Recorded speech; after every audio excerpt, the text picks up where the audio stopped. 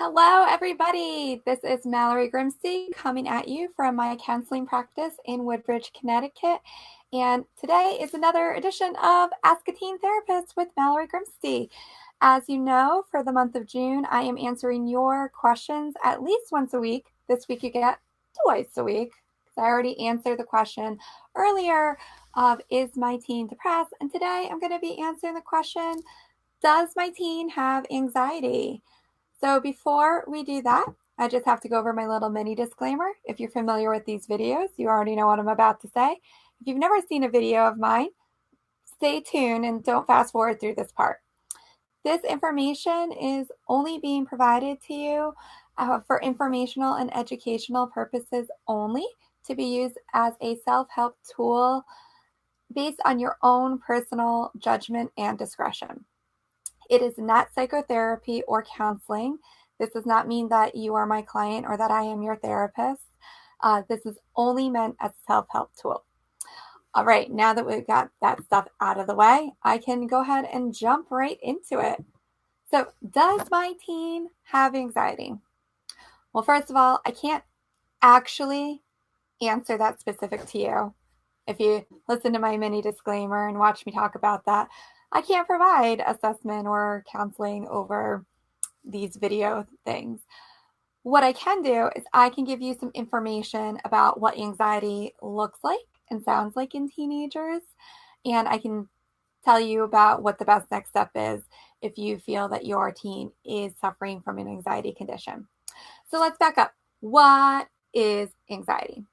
It gets a little confusing because anxiety, it is a diagnosable clinical category of conditions. It's not just one condition, it's several conditions. Anxiety is also a feeling or emotional state. I don't know if you can even see it on the posters behind me, but both of them have anxiety as a feeling emotion too. Doesn't mean that it's necessarily a clinical diagnosis if you are feeling anxious. Anxiety is a very normal human emotion. It's actually really healthy to have. It tells us to wake up, pay attention, stay alert. Something potentially dangerous is out there, and so you need to keep an eye out. It's how we survived as human beings all this time. Hi, Patty. Thanks for joining us.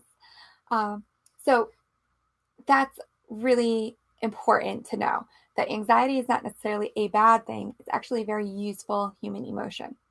What makes it a clinical condition is meeting criteria based on a whole host of information. So I'm not going to go over every single possible diagnosis within the anxiety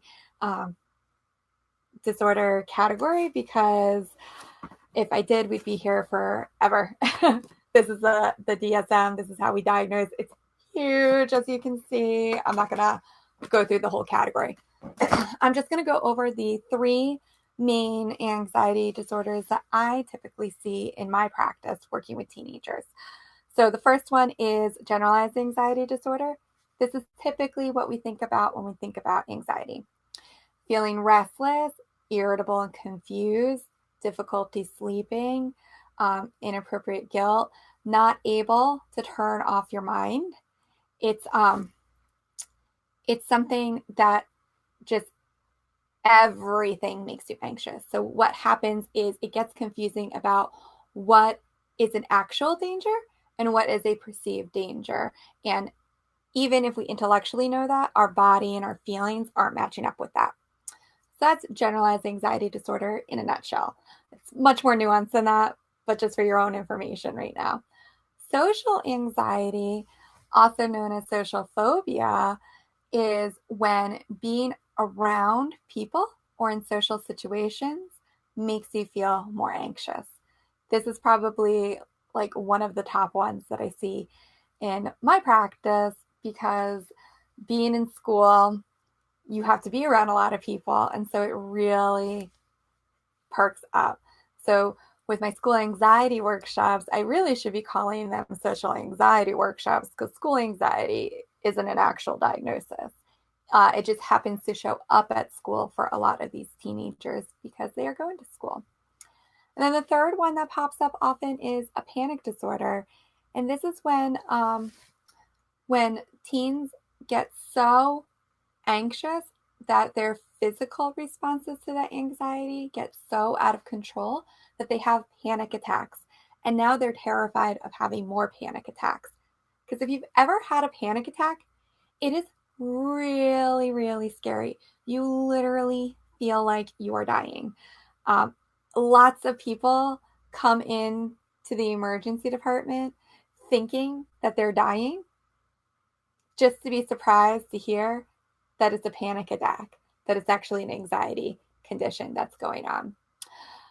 So I hope that those three things were helpful for you. I didn't talk about this in my Is My Teen Depressed video, and so I'll talk about it briefly here with the Does My Teen Have Anxiety video. And I just want to touch on that sometimes just having like a little sprinkling of these things can be enough to affect your relationships, whether that's with yourself, with friends, with family, with loved ones. It can affect your schoolwork or your employment work if you are working for somebody.